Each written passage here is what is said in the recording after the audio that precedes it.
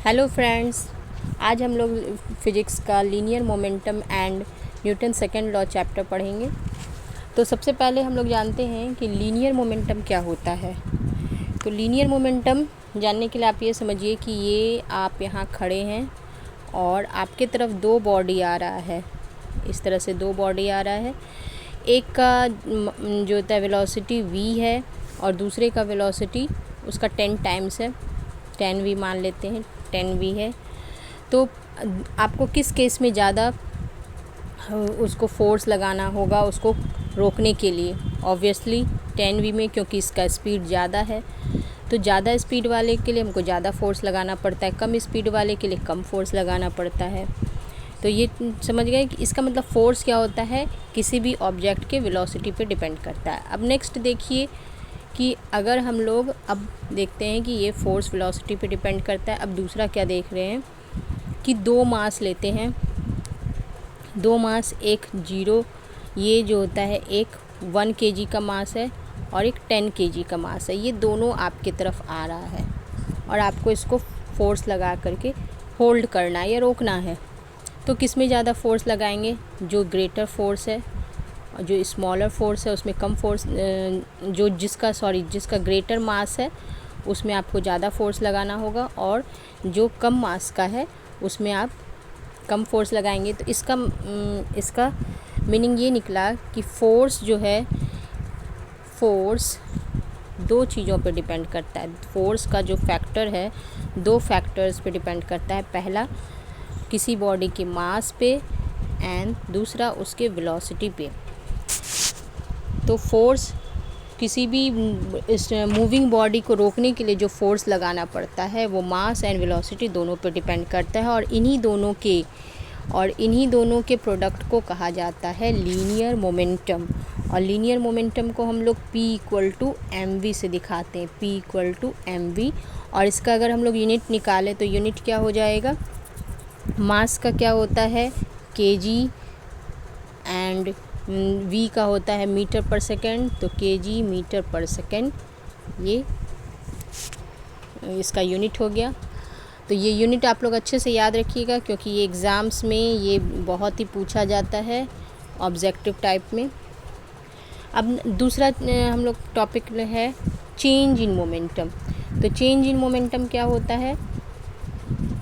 Change in momentum मतलब change को हम लोग दिखाते हैं डेल्टा से। तो डेल्टा P = डेल्टा mv, इस तरह से लिख सकते हैं, जहाँ mv यानी कि अगर चेंज हो रहा है मोमेंटम तो दोनों में से कोई एक क्वांटिटी चेंज हो रहा है। या तो मास चेंज होगा तो मोमेंटम चेंज होगा, या तो वेलोसिटी चेंज होगा तो मोमेंटम चेंज होगा।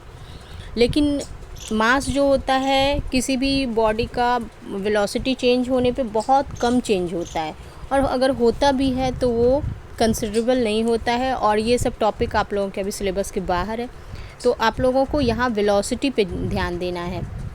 तो ये मेनली हम लोग को चेंज ऑफ वेलोसिटी पे ध्यान देना है कि change of momentum change of velocity से कैसे डिपेंड करता है। तो आप मान लीजिए कि आप कहीं मूवी देखने जा रहे हैं स्कूटी से और आपका वेट है 40 kg। तो मोमेंटम = क्या होता है? mu इसलिए लिए कि इनिशियल वेलोसिटी ले रहे हैं, तो मास 40 ले लेते हैं, वेलोसिटी मान लेते 40 मीटर 10 सेकेंड से जा रहे हैं, 10 ही लेते हैं, 10 मीटर पर सेकेंड से आप जा रहे हैं। तो आपका मोमेंटम हो गया 400। अब आपको मान लीजिए कि वहाँ जल्दी पहुँचना है तो इसलिए आप अपना स्पीड बढ़ा रही हैं और स्पीड बढ़ा करके आप 10 से 40 पे आ गए। तो फाइनल मोमेंटम क्या हो गया? mv, मास था 40, वेलोसिटी आपने इंक्रीज़ करके 10 से 40 कर दिया तो अब 1600 हो गया। तो इनिशियल मोमेंटम था 400, फाइनल मोमेंटम है 1600। तो इन दोनों का जो डिफरेंस आएगा वही हो गया आप लोगों का चेंज इन मोमेंटम। तो चेंज इन मोमेंटम हम लोगों का क्या हो गया? इस केस में चेंज इन मोमेंटम हो जाएगा 1600 - 400 1200।